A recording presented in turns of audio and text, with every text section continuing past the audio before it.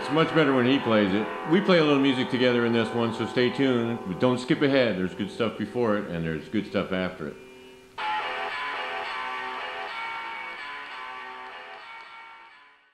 I find your body of work to be fascinating. I found out for the first time a couple of days ago that you wrote the score for Pee Wee's Playhouse. Yeah, I did. There was a bunch of us that did it. I did a bunch of shows, a bunch of other people did some shows, and I was very fortunate to do that. And, that was actually the very first, you know what happened was I was doing a TV show, like a jazz special. I think there were a bunch of people, the singer Barry Manilow, a bunch of jazz artists, we're all doing this show, and the director was this guy named Steve Binder, and he directed Pee Wee's Playhouse, and Steve said, hey, we got this show about childbirth, and we need some strange music. Really? He said, go get a, he says, now, go get a computer, go get something called a DX7, and break it out.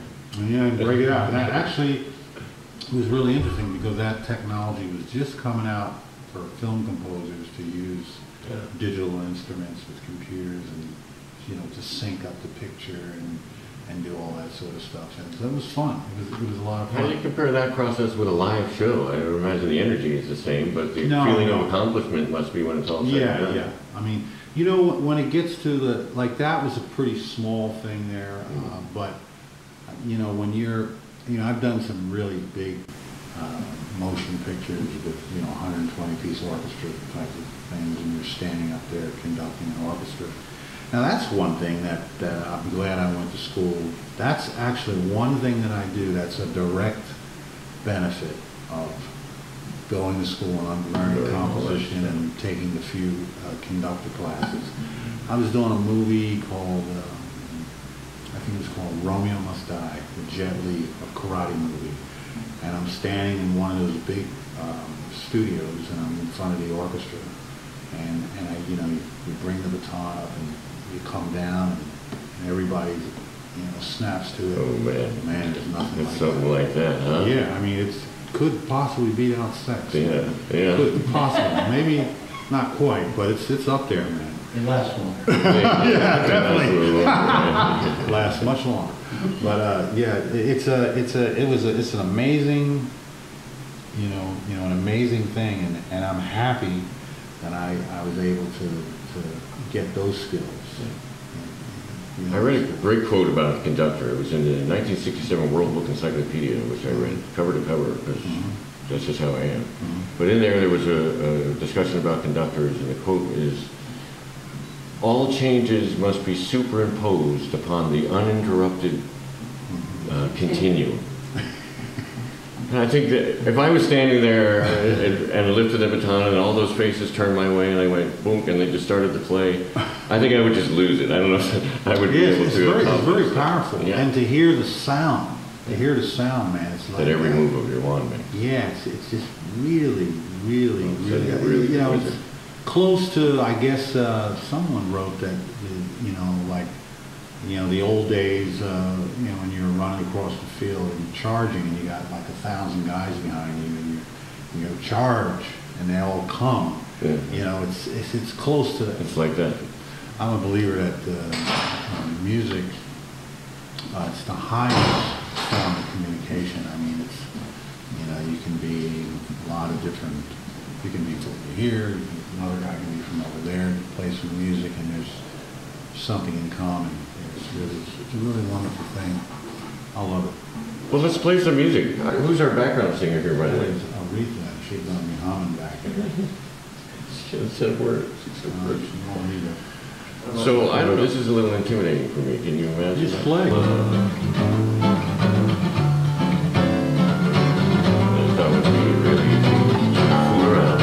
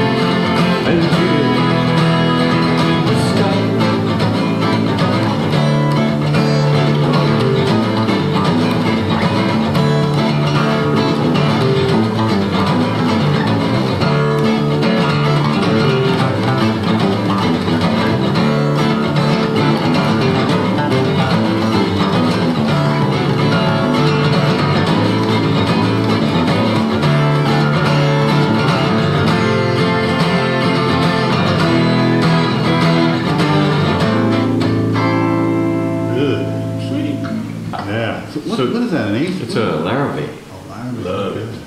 Good. One of the finest 12 strings I've ever played.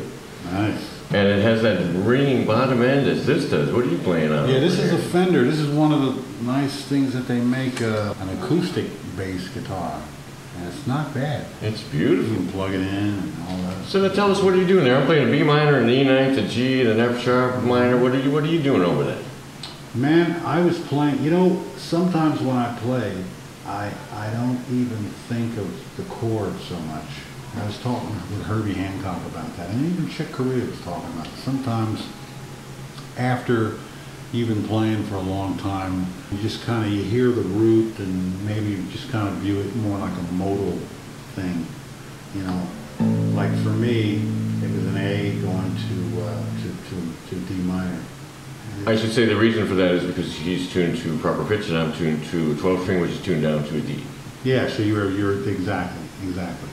So I was just feeling the mode, feeling the jazz players tend to do that. You just feel the mode, the scale that you're on. Is the difference between jazz and other styles that you play over chords rather than play a scale through a whole song? That you tend to change scales per chord, play the right?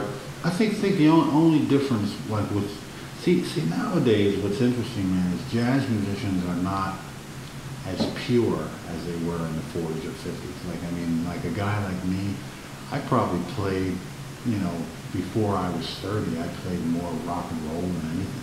I mean, back in Philadelphia, we played, back in those days, they used to call them acid rock bands. We used to wear. Did you have a little headband and everything, little hat? Of course, I had 4 headbands. Oh, cool. This way, this way. I had all kinds of stuff. I looked pretty out there. You got it. You'll be on stage. And yeah, you know, so you played stuff, and then, you know, you learn. You know, I finally got into the music of John Coltrane and Miles Davis, and you learn things. And Wakes you up a little. yeah, I'm sort of a composite of all those things. That's one of the reasons that the jazz rock fusion movement, Mahavishnu Orchestra, Return to Forever, those type of groups, were basically guys that played in rock bands, jazz bands, this kind of band, avant-garde bands. That, you know, that was a very important time in music because it just, so many good players. yeah, there were a lot of good players. I mean, you couldn't really say, well, I'm a jazz player or I'm a rock player. You weren't any of it. Yeah. Just, And I think fusion, which is sort of when that term came about, I think that was a really good phrase for us. well, yeah, fusion was there. Came later. First, they called it jazz rock. Yeah. They were jazz players playing as loud, if not louder, than rock bands. And well, those days I was still playing pentatonic scales over jazz riffs, trying to fit in, you know, and yeah, wasn't really comfortable with the major scale even. I wasn't really comfortable with the whole entirety of the neck. yeah. Something I think you opened up for me, because when I heard you taking the lead solo, you know, it was like, what? The bass player taking the lead? You know, I had a fabulous bass player. His name is Bob Hillebrand, who unfortunately can no longer play arthritis. Did a lot of stuff Broadway and things like that. But when we were kids, you know, 16, 17 years old, this kid was playing your riffs. I mean, he was just amazing. And when we got together, I think that's part of what helped me learn from you, was that I had that interpreter. Yeah. And he was able to say, well, you know, this is what he's doing, because he really knew the theory. And then he would just show me the scale, and I would learn it, and I'd forget the theory and just punk around on the scale until I made some music. Sure.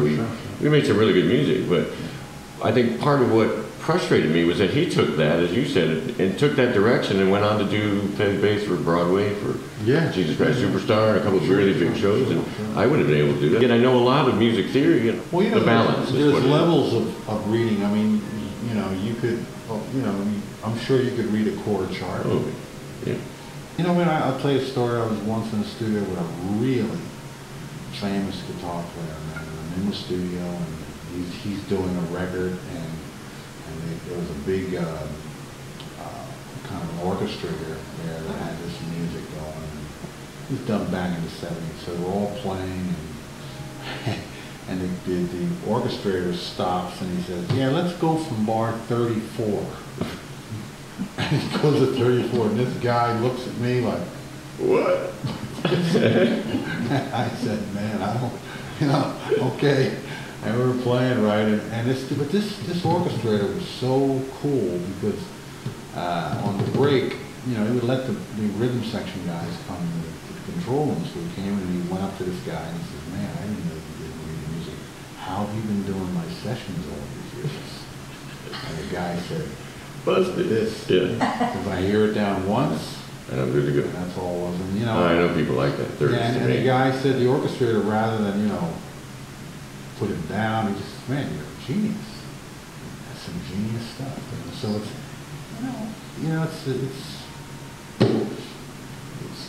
reading and writing, it just really depends on what you want to do with it. But I will say one thing, though. When you have a kid, I'd much rather see a kid have it together. Just to have the skill, because it makes it. And then they can choose to pursue it further. Yeah. Were you more of a jazz purist on the double bass than the electric? No, the double bass, my goal was to be, I'd say exactly what I was going to do. I was going to be the first African American in the Philadelphia Orchestra. And I practiced and I was there, and I was in my third year in the music conservatory, and I met Chick Corea. He said, man, you don't want to do that. Let's come to New York. We're going to meet Miles Davis. Hang out. And then, I was like, hey, okay. You want to wear a tuxedo? Not really. Well, come on. And just look what happened. Look what happened. It's his fault. But yes, I do that. I mean, I still have a soft part, soft place for, that kind of music. I like it.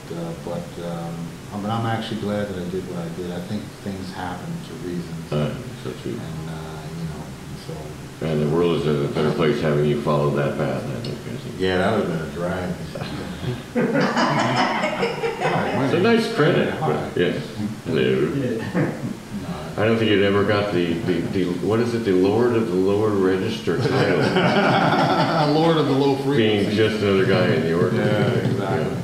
But now, how do you get to the Philharmonic? You get on YouTube, right? What's cool is we play those halls all over the world. We play halls at the Philharmonic. She is humming. You're right. She's humming over there. And those guys from the orchestras come to see us. Yeah. And I know all of them. And now a lot of them are guys I went to school with. Yeah. Actually, some of my students too. It all comes around again, doesn't it? Yeah.